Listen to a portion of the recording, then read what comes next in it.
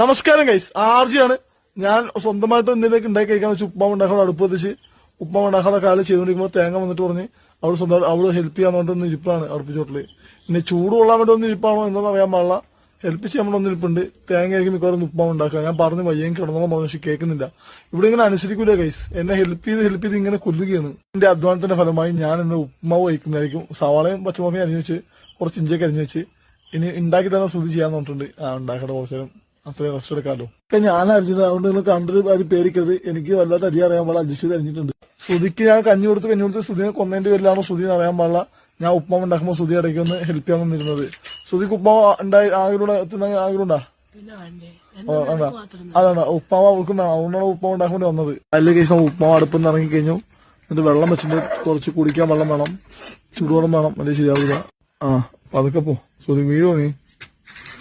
ഞാൻ പിടിക്കണ